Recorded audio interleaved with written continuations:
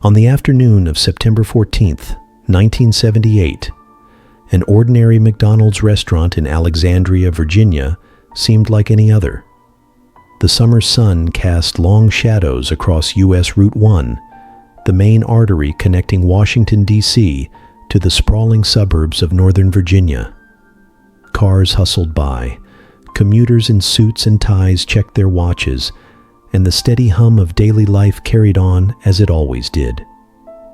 Inside the restaurant, the smell of frying oil mixed with the sweet aroma of fries, blending into a familiar, comforting scent for regular patrons. Children laughed as they ran between tables, and the cash register clinked with each order. Yet, amid this ordinary scene, something extraordinary was about to unfold. Something that no security camera or federal agent had noticed before. Something that would unravel a Soviet spy operation operating in the shadow of the United States Capitol. And the person who would notice it first was not an FBI agent, not a detective, not a trained operative, but a 23-year-old fast food employee named Patricia Martinez.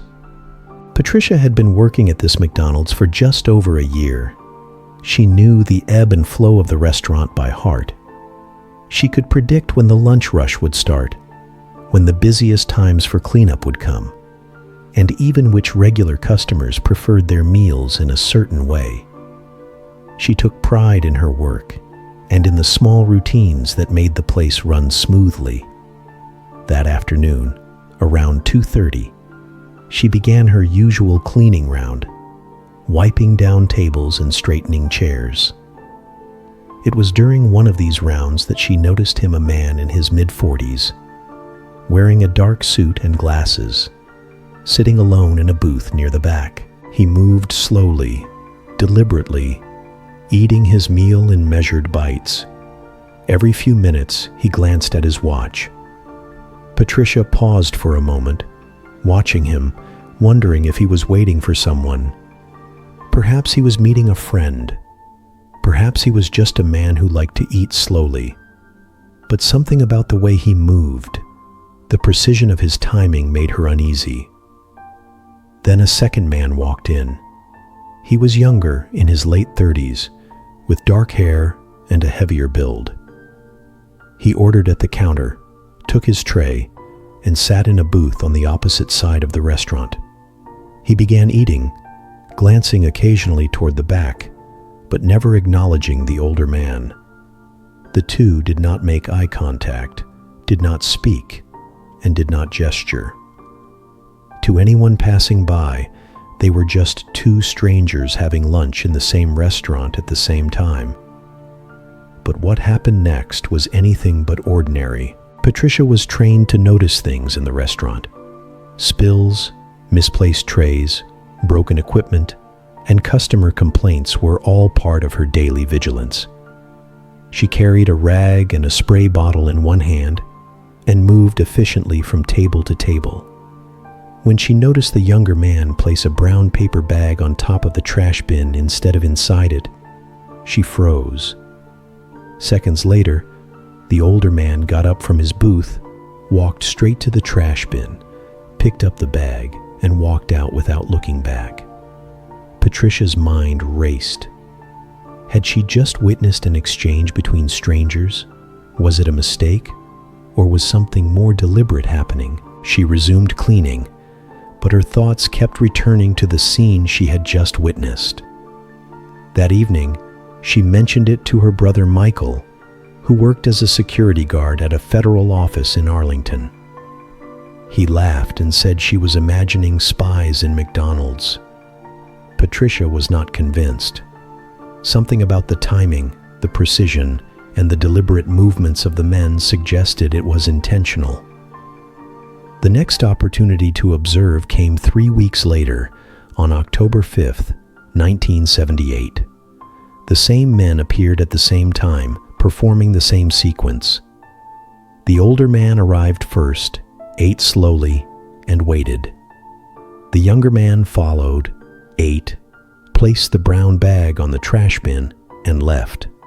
Seconds later, The older man retrieved the bag. The Patricia watched with growing certainty. This was no coincidence. The movements were too precise, too consistent. A routine was being executed, and Patricia felt a mix of fear and excitement. She decided that next time she would watch more carefully, ready to act if necessary. On 26th of October, 1978, Patricia enlisted the help of her co-worker, Lisa Harmon. Lisa had been working at McDonald's for 6 months and was someone Patricia trusted. Together, they positioned themselves strategically, observing the older man near the back booth and the entrance. When the younger man arrived, he followed the same steps. But this time, he did something new. Before placing the bag on the trash bin, he reached into his jacket and slipped something small inside the bag. Patricia and Lisa exchanged glances. The situation had escalated from unusual to suspicious. The bag now contained something intentional, something that needed to be kept secret. Over the next 2 weeks, the two women discussed how to safely investigate without putting themselves at risk. They devised a plan. The next time the exchange occurred, Patricia would position herself near the trash bin, pretending to clean, and intercept the bag. She would then take it to the back of the restaurant, away from customers, and inspect its contents.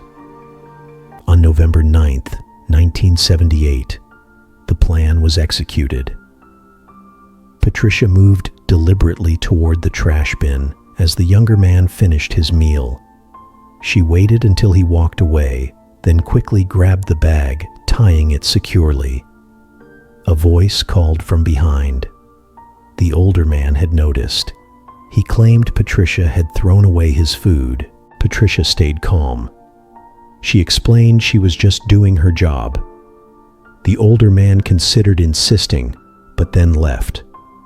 Patricia, heart racing, moved to the back of the restaurant with Lisa. They opened the bag.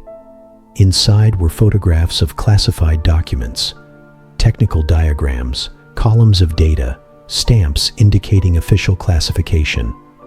The two women stared at the images in shock. They had stumbled onto espionage. Patricia knew they needed to act fast. She called the FBI field office in Alexandria, carefully explaining the situation. The agent initially sounded skeptical, but agreed to meet the next morning.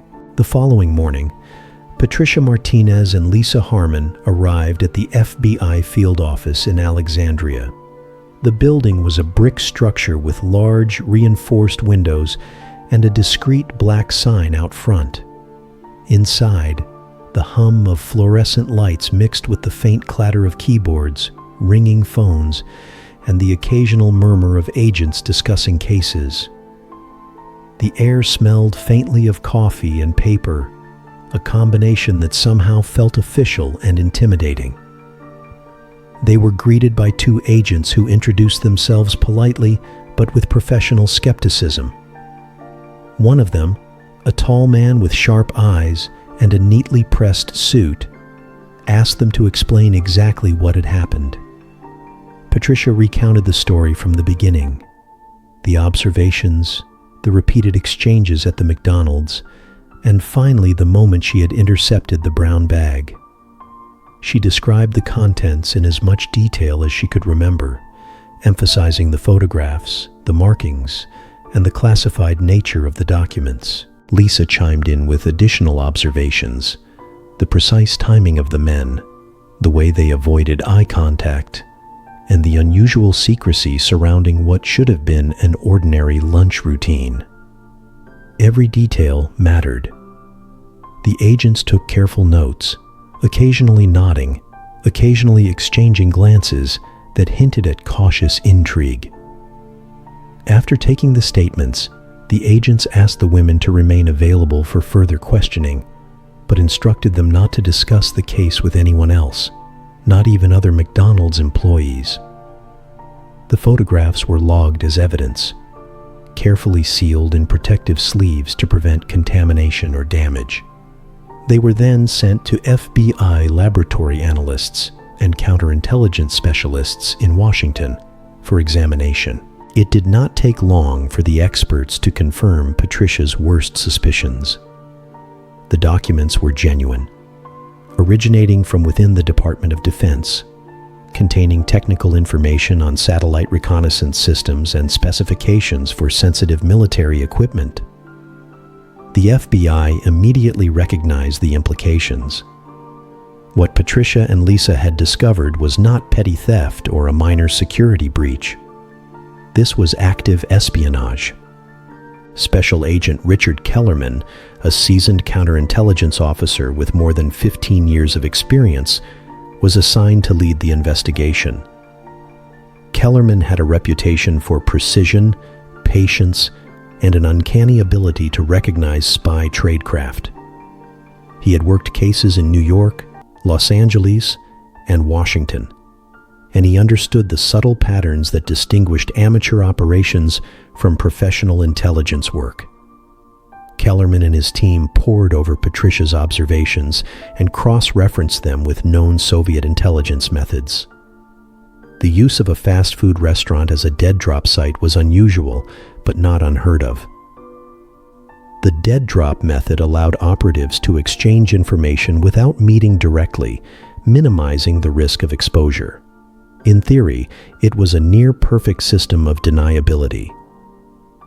In practice, it relied on the precision, discipline, and predictability of the individuals involved.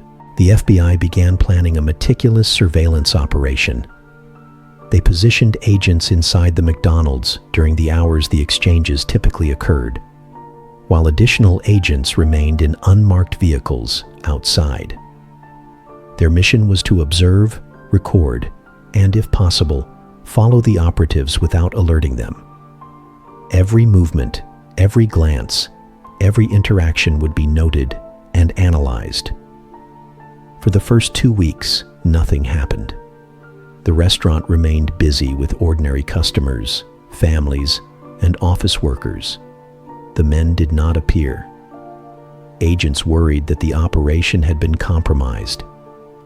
Perhaps the older man had discovered Patricia's intervention and warned his network.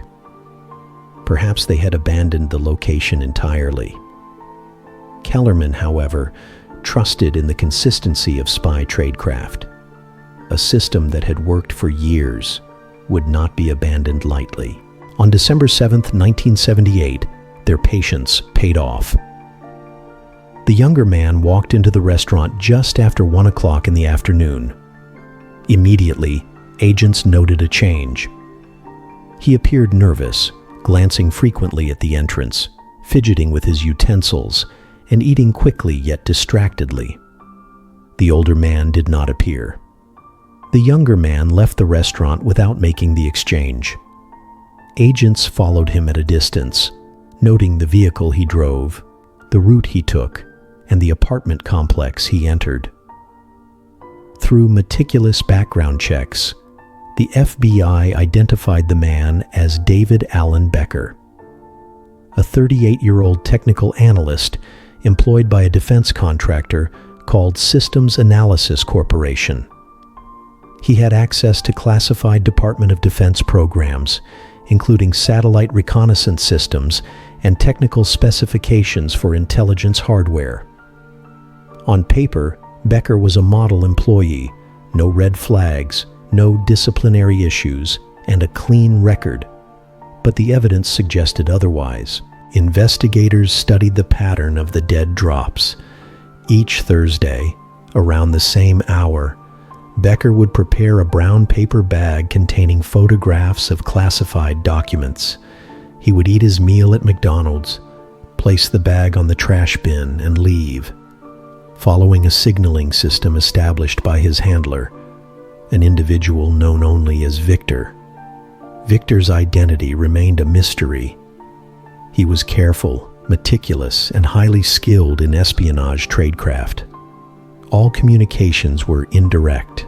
Markings on mailboxes and utility poles replaced face-to-face contact, minimizing the risk of discovery. Over 2 years, The operation had been flawless, transferring hundreds of sensitive documents without detection until Patricia Martinez intervened.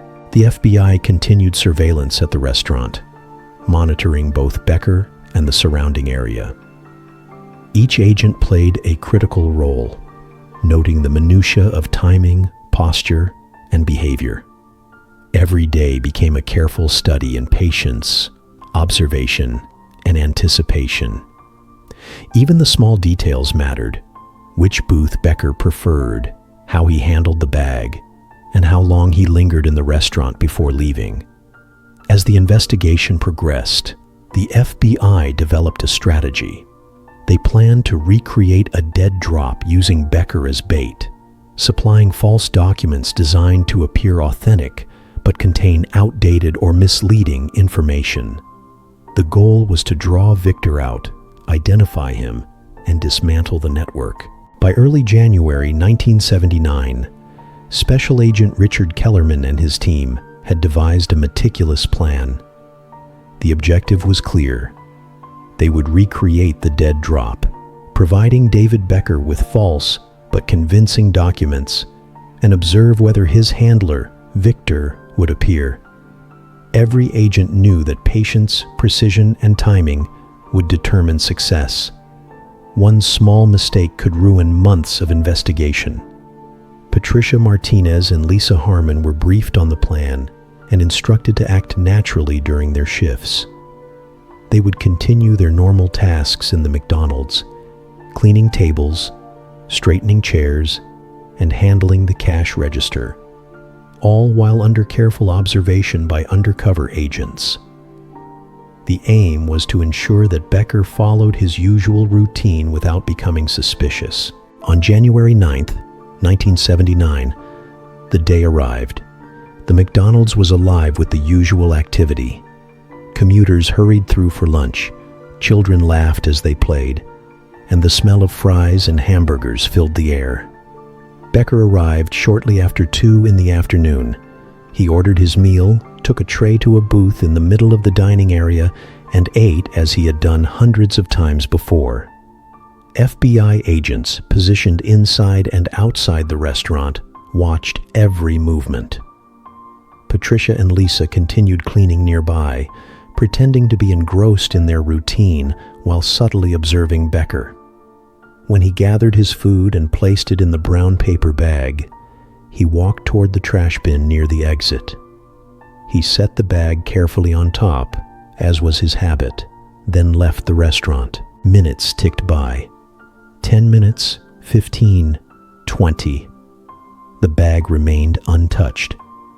Kellerman, watching from a surveillance van across the street, felt a growing sense of anticipation mixed with tension.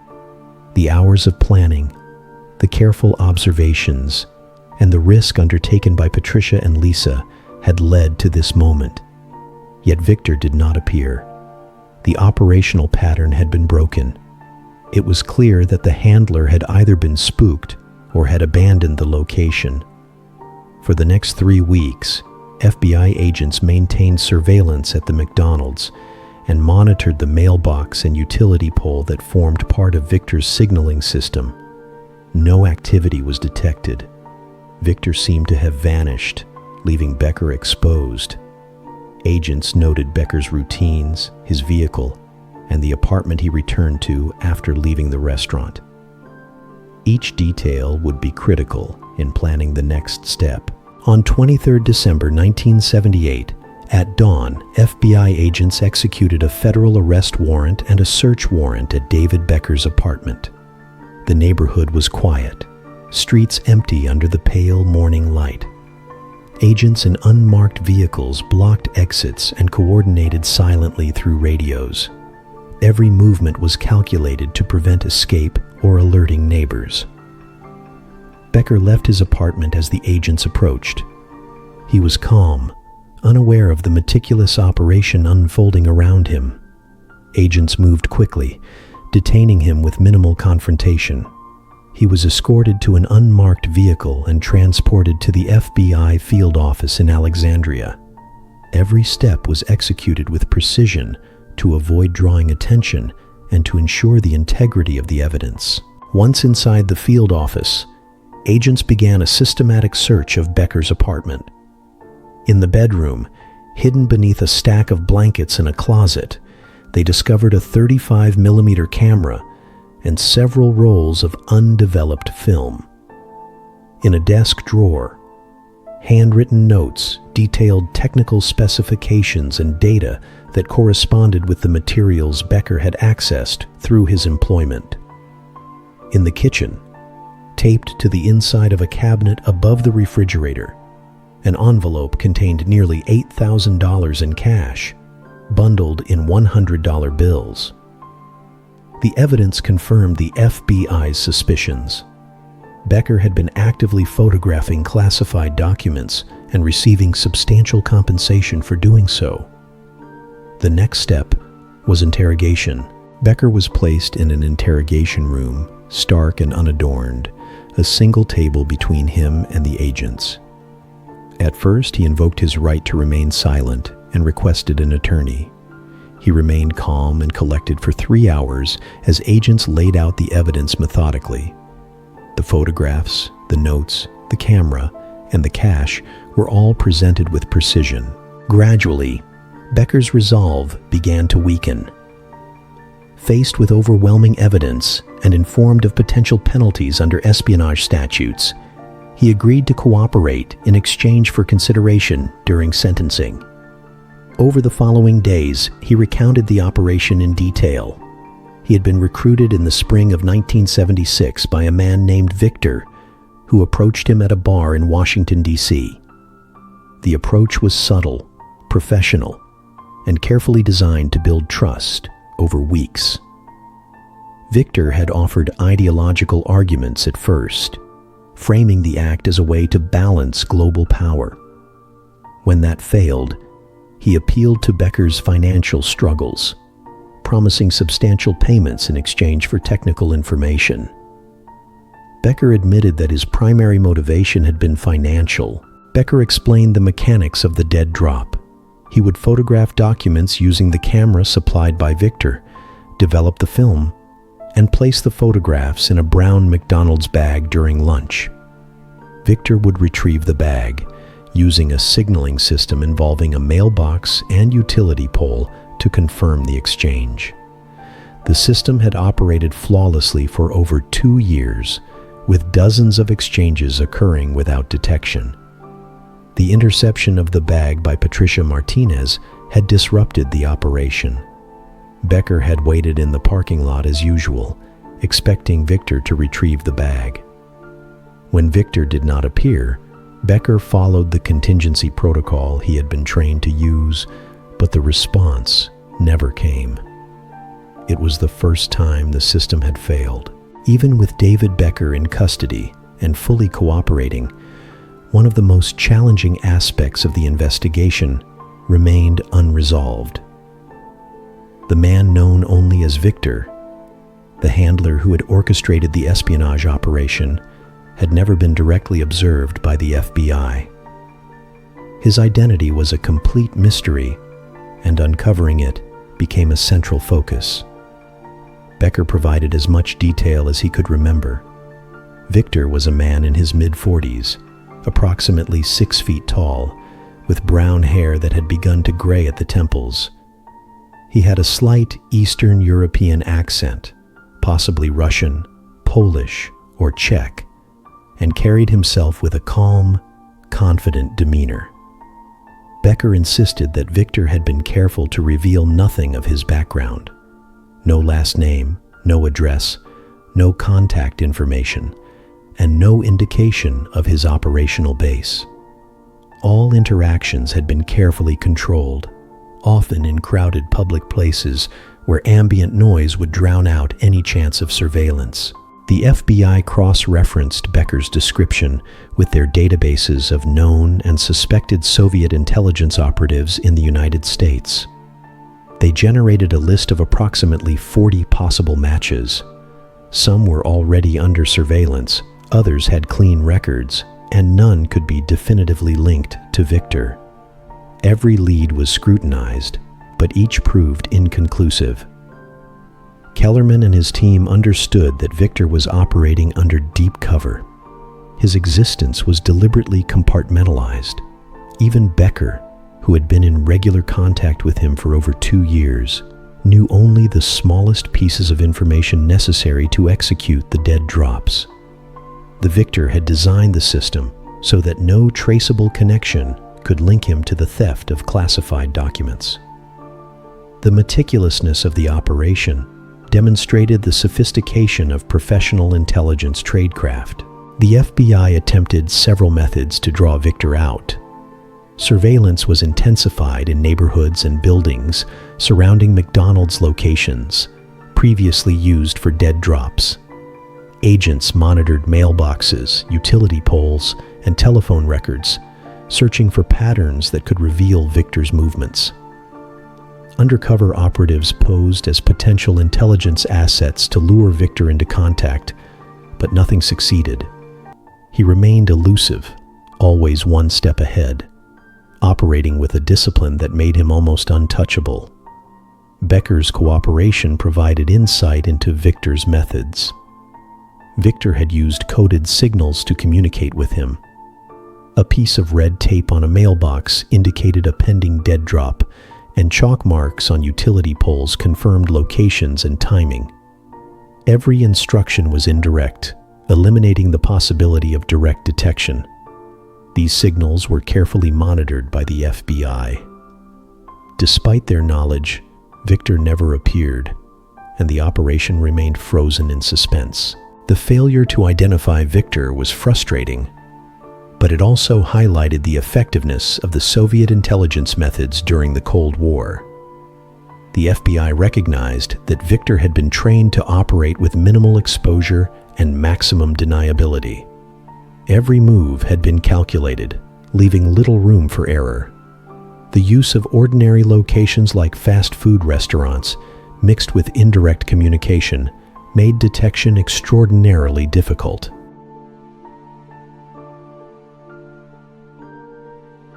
Becker's detailed testimony allowed the FBI to reconstruct the scope of the espionage network. He described the step-by-step process of acquiring classified materials, photographing them with a small camera, and returning them to the dead drop location. Each photograph contained sensitive information related to satellite reconnaissance systems, communications protocols, and hardware used in intelligence gathering. Over 2.5 years, Becker had executed dozens of dead drops. The routine had been precise: arrive at the designated McDonald's, order a meal, place the documents inside a brown paper bag, and leave it on the trash bin for retrieval. Victor had coordinated each step using signals, ensuring the process remained covert. Becker also revealed the financial component. Initially, payments were modest, beginning at $500 per exchange. Over time, compensation increased to several $1,000s per transaction. The sums were delivered through the dead drop method or in cash bundles during indirect meetings. Becker admitted that the money had been a significant motivating factor, particularly during periods of personal financial strain. The FBI meticulously documented every detail. They created diagrams of the dead drop procedures, mapped Victor's potential movements, and analyzed the signaling system. By reconstructing the operation, they could predict possible future behaviors, although the complete absence of Victor complicated matters. This case unfolded during the height of the Cold War, a period marked by intense espionage and counterintelligence operations. The United States and the Soviet Union were engaged in a global struggle for technological and strategic superiority, particularly in the areas of satellite reconnaissance, communications, and military intelligence. The theft of classified documents could have had far-reaching implications, potentially jeopardizing national security and the United States' technological edge. Kellerman and his team recognized the broader implications of Victor's actions. While Becker had been apprehended, the network's design ensured that identifying the handler would require either a mistake on Victor's part or further intelligence breakthroughs. This case illustrated the sophistication of Soviet tradecraft, where ordinary public spaces could be transformed into high-stakes operational hubs without attracting attention. The FBI continued to maintain vigilance. Agents monitored potential dead drop sites, followed leads, and periodically debriefed Becker for additional information. Despite years of investigation, Victor remained unidentified. This unresolved mystery underscored the limitations of counterintelligence during the Cold War and the challenges of penetrating a well-trained spy network. By March 1979, the investigation into David Becker had concluded, and federal prosecutors prepared to bring the case to court. The charges were serious: multiple counts of espionage under Title 18 of the United States Code. These charges reflected the gravity of Becker's actions and the sensitive nature of the materials he had stolen. In the Eastern District of Virginia, the courtroom was tense as the proceedings began. Becker appeared composed, though a shadow of apprehension crossed his face as the weight of potential penalties became clear. His attorney argued for leniency, emphasizing Becker's cooperation with federal investigators, his admission of guilt, and the fact that he had been manipulated by a sophisticated foreign intelligence operative. The defense highlighted Becker's financial struggles, framing his actions as the result of desperation rather than ideological alignment. Federal prosecutors countered, stressing the severity of the offense. Becker had intentionally photographed and distributed classified information related to satellite reconnaissance systems, communications protocols, and technical specifications. The act posed a significant risk to national security. They argued that while Becker's cooperation had been valuable in reconstructing the operation, it had failed to yield actionable intelligence about the elusive handler, Victor, who remained unidentified. After reviewing evidence and hearing arguments from both sides, the federal judge rendered a sentence. David Becker was sentenced to 18 years in federal prison.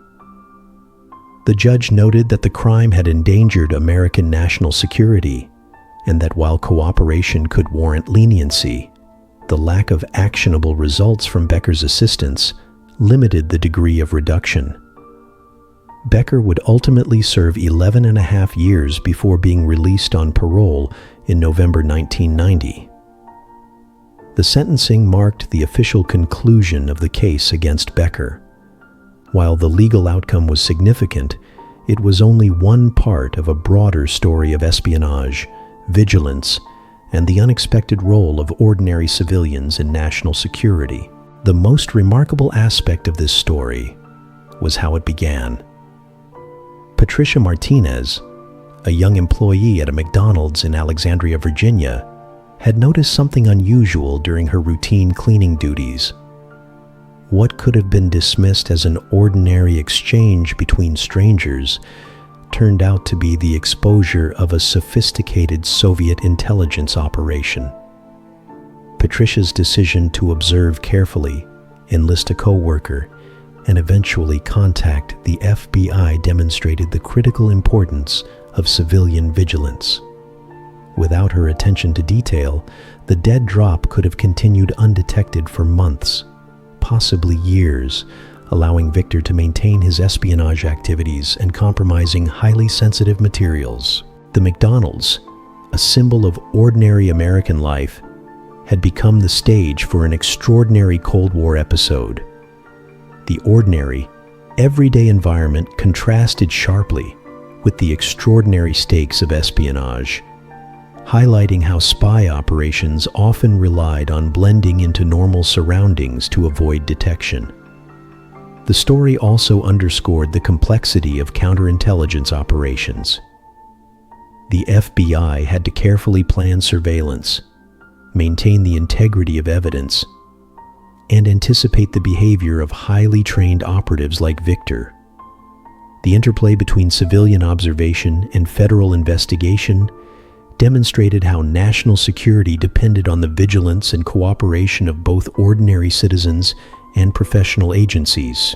The case of David Becker and the McDonald's dead drop illustrated several critical lessons about espionage during the Cold War. First, intelligence operations often relied on simplicity and discretion. The use of everyday locations like fast food restaurants, brown paper bags, and indirect signaling systems allowed spies to operate with minimal risk of detection. Second, human observation was often as important as technology in uncovering espionage.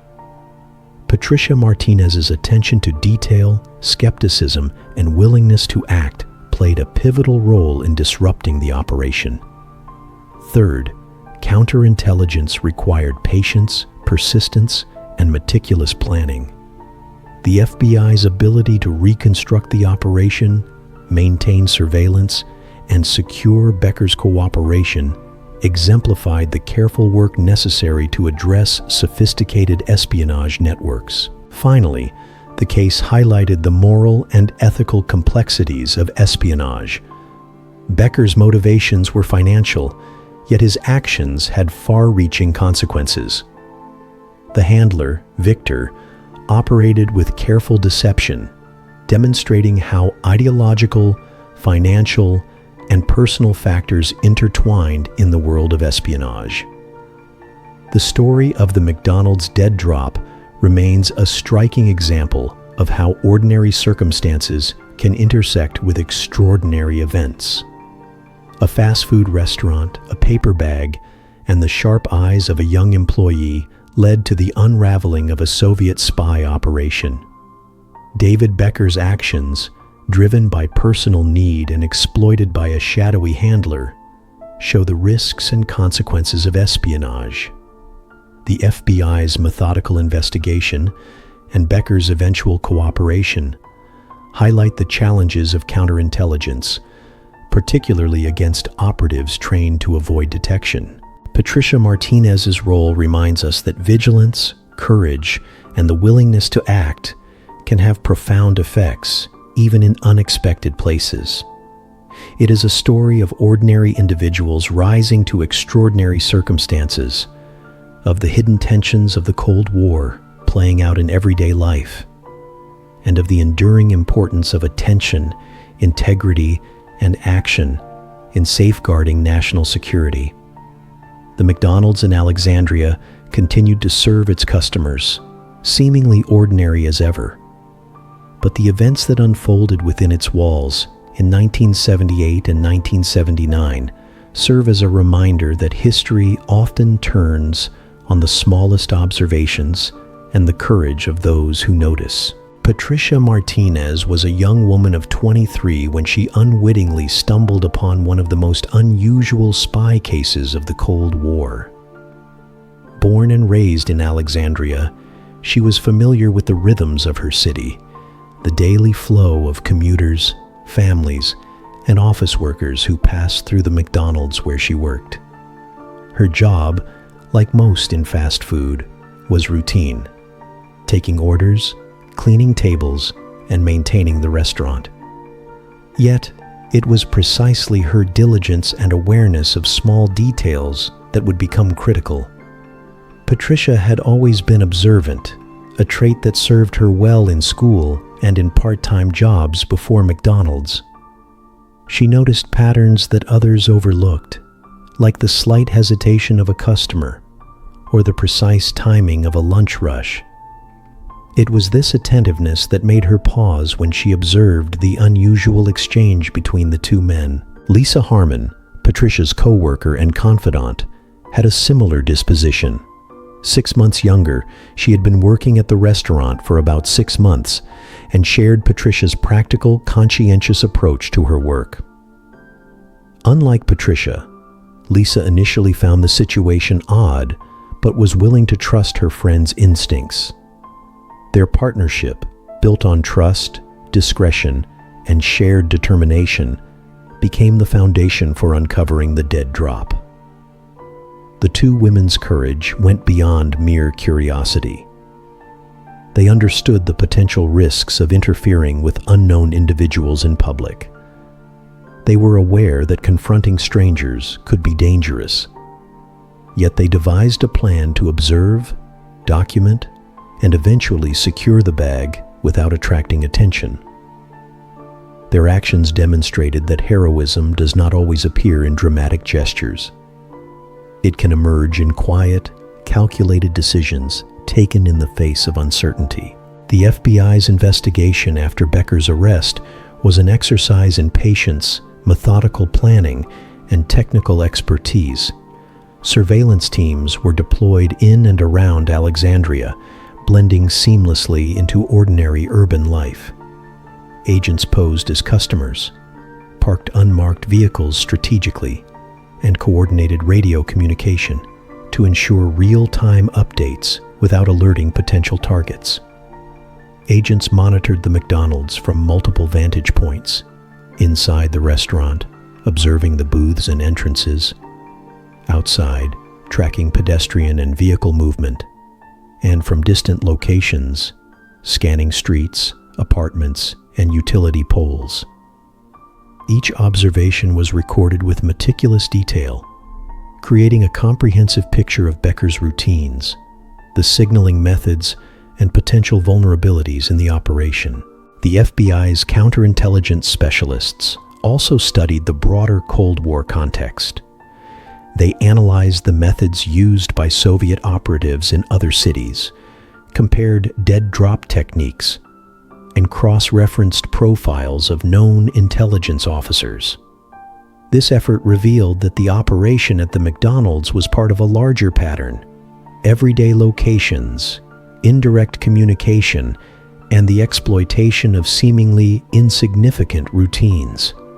These methods had allowed espionage networks to operate undetected across the United States, highlighting the critical importance of both professional surveillance and civilian awareness. In the late 1970s, Alexandria was a city balancing suburban life with proximity to the nation's capital.